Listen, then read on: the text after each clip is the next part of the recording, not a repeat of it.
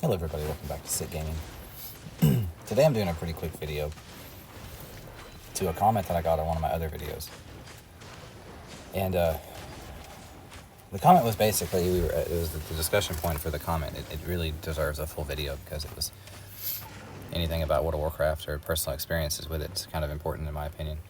It's one of the very few games that enough people played that if you played it and I played it, I think we could be friends. Do you know what I mean? Like, it's one of those kind of games. And why Albion is not going to ever have the success that WoW had, kind of. In a way it has more success, and in a way it has much less. Like, I would say that, Call of Duty has more success than Fortnite, but day one box office sales for Fortnite or whatever, like total numbers of players recorded for Fortnite may look differently than for Call of Duty. Well, you can't tell me that Fortnite is a better game than Call of Duty. You just can't do that. What about PlanetSide 2? PlanetSide 2 versus Call of Duty, which one's better? Which one produces better experiences? World of Warcraft versus Albion, which one produces better experiences? And like so on and so forth with different games. And what I would say is that Albion is a unique game because of the choice of, well, not really, because when you used to play World of Warcraft, players used to scroll their cameras out and up and look down so they can see what's happening. So it's a natural kind of organic transition from MMO to MOBA because it's the same thing. The only thing that it changes is you don't have the ability to go down into first person and kind of get that ground level immersion factor, right? We don't have that in Albion Online. We have the bigger picture, look down, watch the character do stuff, through the game. Have fun experiences, and then I don't know. MOBAs they hit a weird niche. It's also, I think, one of the best ways to do phone games because it simplifies the controls and the aiming and the targeting, but allows for like that complicated MMORPG system to come through in a really fun, intuitive, simple gameplay design. And the guy who commented, Sean something. I'm sorry, I don't remember your full name. He asked me a question about how Albion is these days. And what I would say is that Albion is probably exactly the same as it has always been. And is basically a slaughter fest. It's just a slaughter fest, and people trying to make money, and people trying to craft, and people trying to not die. Albion's kind of always been the same. Like, I'm sure it's always been the same game. Just more or less the same. And what I've come to realize is, Mr. Shaw brought up a pretty good point. He said, because I was talking about the different faction systems. World of Warcraft has 2, and Albion has technically 5 different factions, but then they're not bound by faction Brotherhood in the Black Zone, so you really only have 5 factions in kind of a stupid, easy, non-lethal PvP option. You know what I'm saying? Like, that's the only time you really have faction warfare. The Black Zone's where it matters, where there's like land to conquer.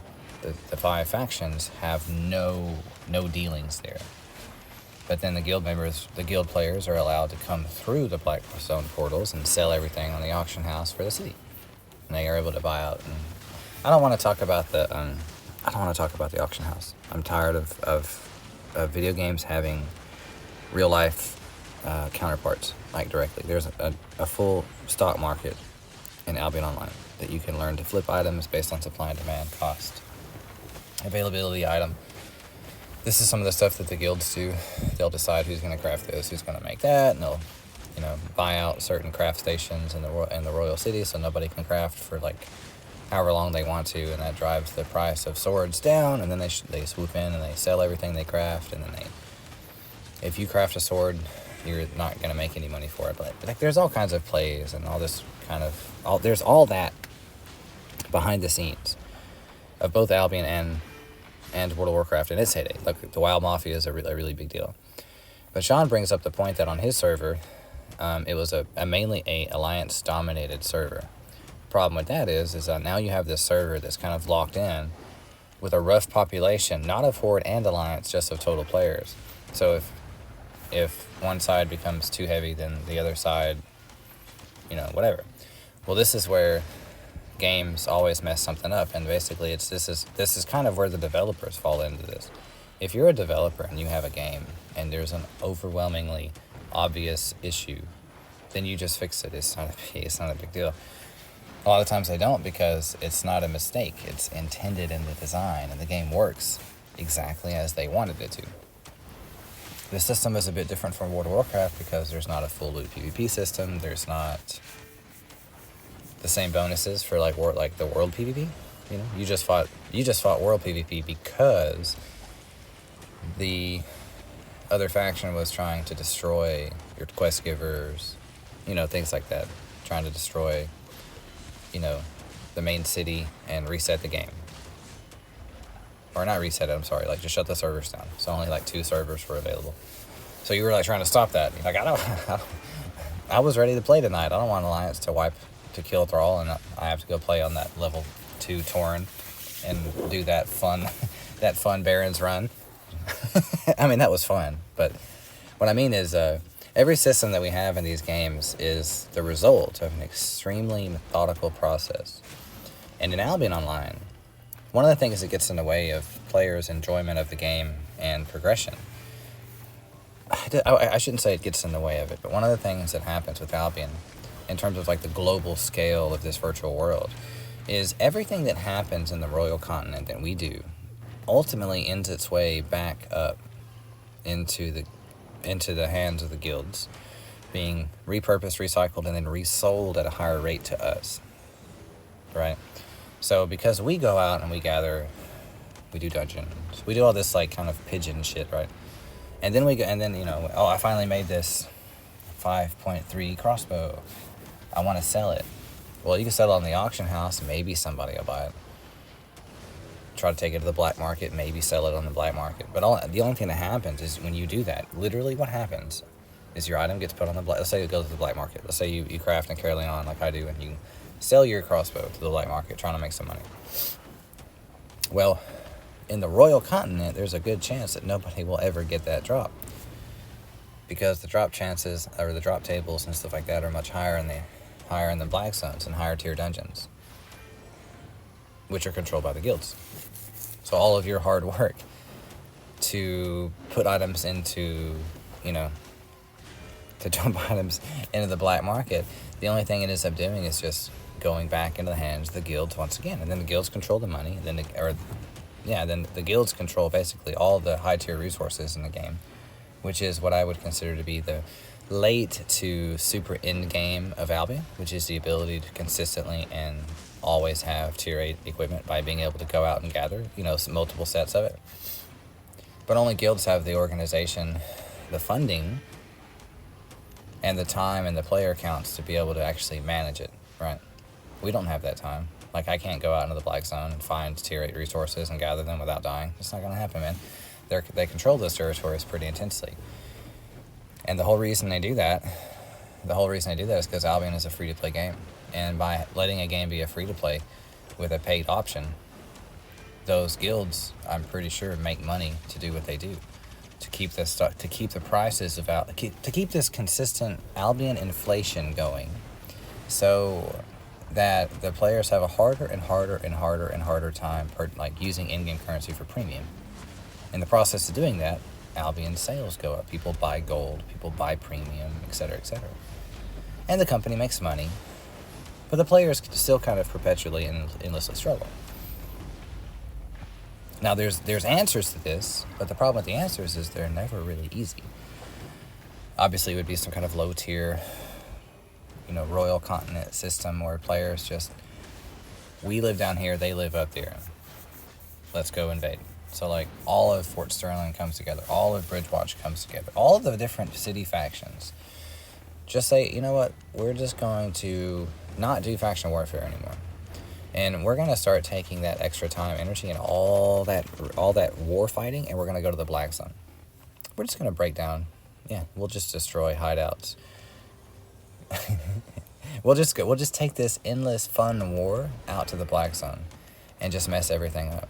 And we'll just go steal everything that's just sitting there in hideouts for us to get. Now, I don't know how to break into a hideout or anything. I've never looked it up. But that's the concept. That's the goal. See, as soon as the city, and that's the problem though, is that the guilds control the markets for, the 5 cities, and that's what turns the game into a bloodbath, every man for himself. And when Sean was talking about, having an alliance dominated server, well, that's the same thing with Albion. There's really no difference. There's no way to really mitigate that in a super effective way, because here's a really good example. If you live pretty much anywhere but, I would say, Martlock, there's a lot of people. Now, there's a lot of people at Martlock. There's a lot of people at Thetford. There's a lot of people in different places. But why are they there? Why are they there?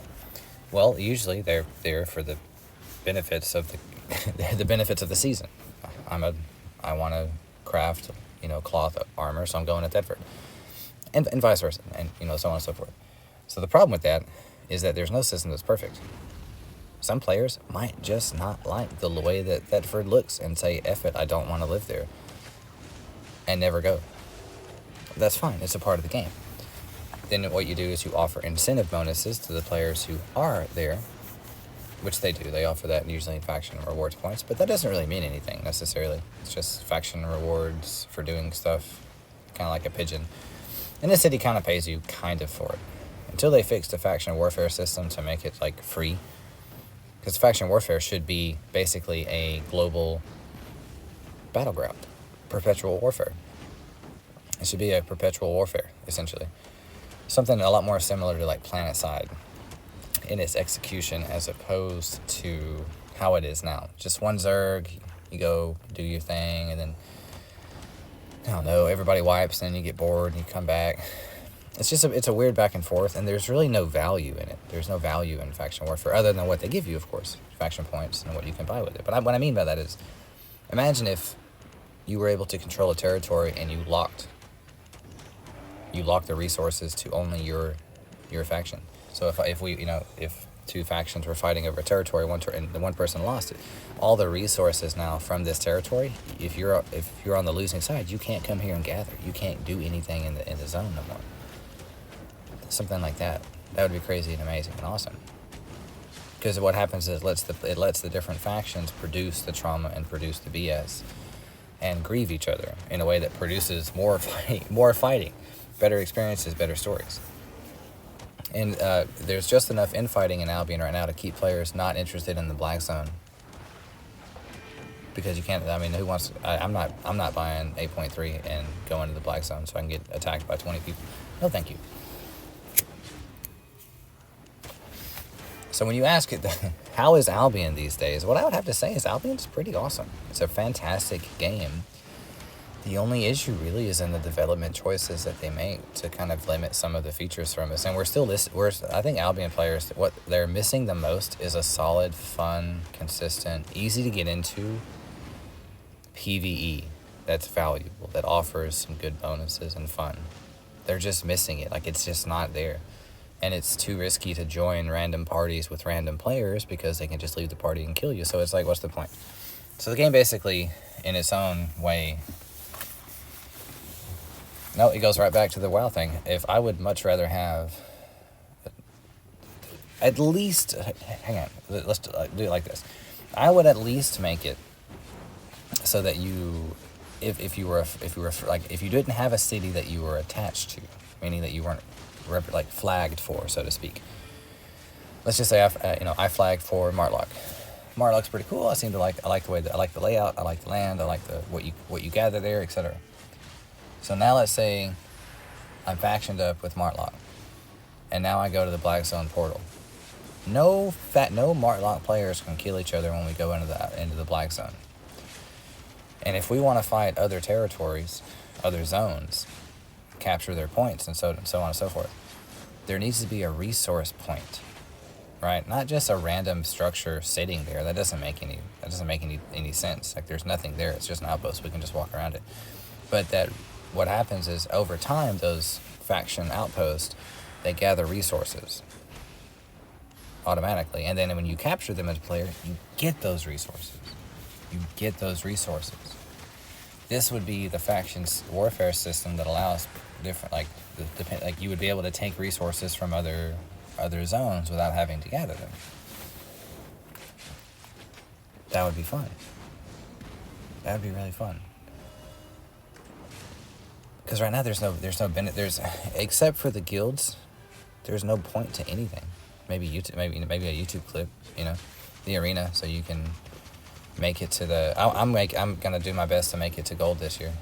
I've never been good at Albion, and it's like that South Park episode where they're playing World of Warcraft until they become fat and disgusting, just so they can play WoW to beat that guy. That's how I felt when I first played it. Was I spent all this time trying to hit, trying to build up my specialization and trying to get all this and trying to finally develop the skills before I really got into stuff. Nope. I'm pretty good at MOBAs, Albion was the first one, and no, it wasn't. It was League of Legends, and I found Albion, and then I found the phone MOBAs, and then Albion went to the phone, and then I started playing it on the phone, and I was like, wow, this is cool. And that's what I play on. I kill players on PC on my phone all the time. Like, all the time. And they're like, wow. When they found out I'm playing on the phone, they're impressed. I'm like, well, not really. Crossbow's very easy to use. It's just a timing thing. And I have good spec, and I have good gear, so I can tap buttons. And I'm used to playing MOBAs on the phone. I've kind of figured out the control schemes and how to use your fingers quickly, how to tap, muscle memory stuff. Spent a lot of time practicing how to aim on Albion on the phone. And healing is actually much easier with Albion on the phone. The loot drops are still pretty terrible, though, for the game. I don't know. I don't understand a lot of aspects of Albion. Like, I really don't. I've got like 150,000 infamy in Stalker level corrupted dungeons, and I ran about 20 of them over the last 2 weeks. And the biggest drop that I got in 20 corrupted dungeons was only about 200,000. Every other one has been, small. Like, run 5 dungeons and have like 100,000. So, like, there's something wrong with the drop systems. I don't know what it is. I don't know how to change it. I don't know anything about Albion's black market economy, how to fix that. But it's something that I don't know. I feel like as an Albion player, I don't need to be rewarded necessarily with drops. I need to make money. So, like, why not have a dungeon drop and the boss drop 30,000 silver? Or a silver bag amount per tier minimum. Why would you not have that? Do you know what I'm saying? It makes sense that they would just drop silver. Demonic, in the corrupted dungeons, the demons should drop a crap ton of artifacts, runes, and souls, but they don't. They just don't. And like I said, I've got 150,000 infamy, which I don't know if that's a lot. You need 100,000 to get into the Slayer level, but how long are you supposed to run dungeons for? Endlessly before you can get those big drops. I think that's probably what I'll do tonight, is record some Stalker, or I'll probably record my Stalker level. Yeah, I'll just record some Stalker level tonight and see how much money I can make. Be pretty stressful content as well for this video. But yeah, Albion's probably exactly the same as when you played long ago. The only difference is, like, the shapeshifter staves are freaking awesome. I wish I had one. I can buy one, I just don't want to. I'm still trying to max out crossbows. And about to do my 2 build videos, my drive-by and my hold the line builds for light crossbow. But y'all have a good night, and enjoy some of the crazy Slayer level corrupted dungeons, and I hope I don't lose. I hope I don't lose all my stuff multiple times. I hope I can make some money. Y'all have a wonderful night. Thank you so much for the comment, Sean. I appreciate it, my man. Peace.